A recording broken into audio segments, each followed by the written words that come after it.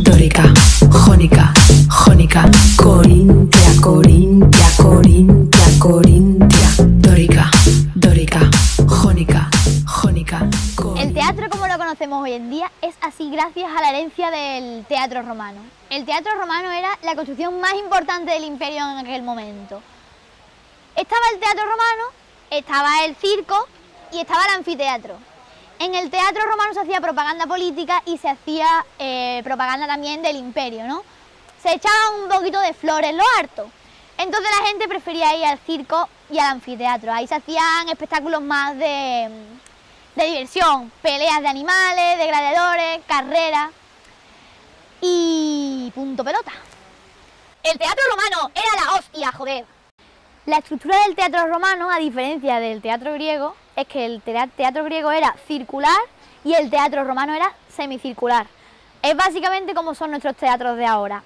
Está la escena, lo que viene siendo el escenario, donde los actores ejecutan la obra. Detrás está el front scaenae, que digamos que es como el telón, ¿vale? Que eso es una herencia de ahora también. Y ahí se ponían estatuas y cosas bonitas que formaban parte de la propaganda.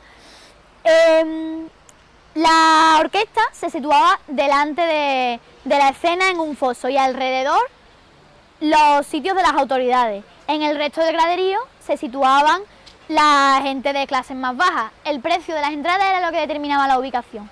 Y luego se encontraban los vomitorios, más o menos como los teatros de ahora. El pan y circo era uno de los aspectos más importantes del teatro romano. ¿En qué consistía? Los romanos fueron prácticamente los que fundaron la propaganda, ¿vale? Organizaron una campaña propagandística para lo que pretendían era convencer de las ventajas del Imperio Romano hacia el resto del territorio. O sea, ellos lo que querían era que la gente se convenciese y supiese que estar dentro del Imperio Romano era mucho mejor que estar fuera, que tenía muchísimas más ventajas, que todo el mundo quería formar parte de eso, de ese imperio, ¿no? Entonces organizaron el pan y circo, que es un medio de propaganda. ¿En qué consistía el pan y circo? El pan y circo. Se comentaba que el dicho era que dos cosas solamente anhelaba el pueblo: pan y espectáculo. Es decir, consistía en básicamente tener al pueblo entretenido, que no hubiese revuelta, para que el pueblo estuviese contento, digamos, y no se preocupase de los temas políticos ni de lo que pasaba por detrás, ¿sabes? Ellos teniendo espectáculo y teniendo diversión, pues ellos dicen, venga, pues para adelante, todo perfecto. Entonces lo que querían era mantener al pueblo entretenido para que no pasase nada de eso, ni ningún conflicto, ni nada.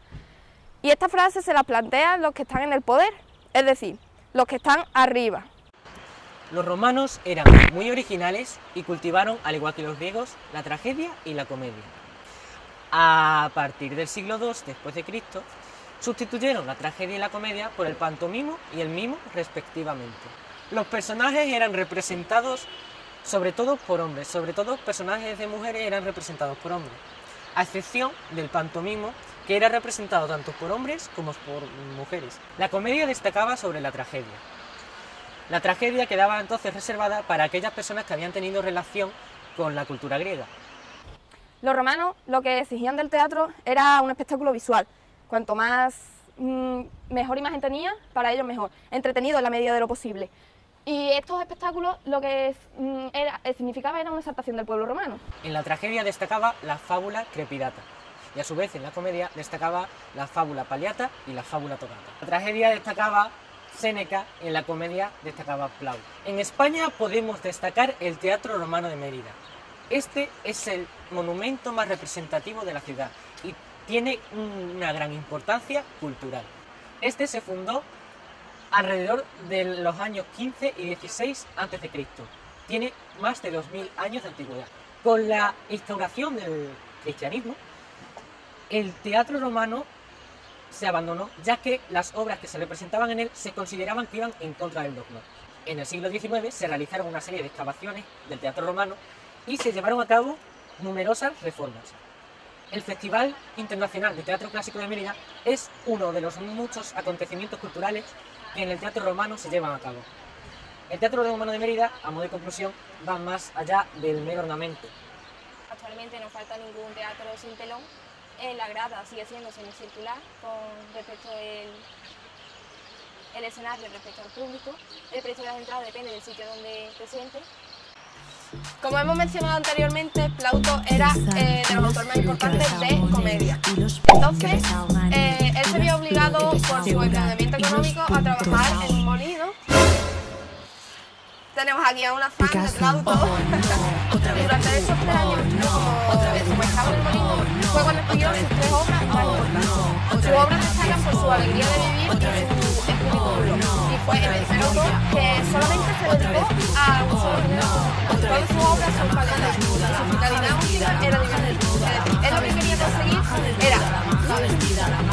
era una escena cómica. Y para ello no le importaba si tenía que interrumpir el orden lógico de la escena, o sea, lo que sea. Él lo que quería era divertir al público y lo consiguió. Columnas construyeron mientras vivieron. Columnas construyeron. Dórica.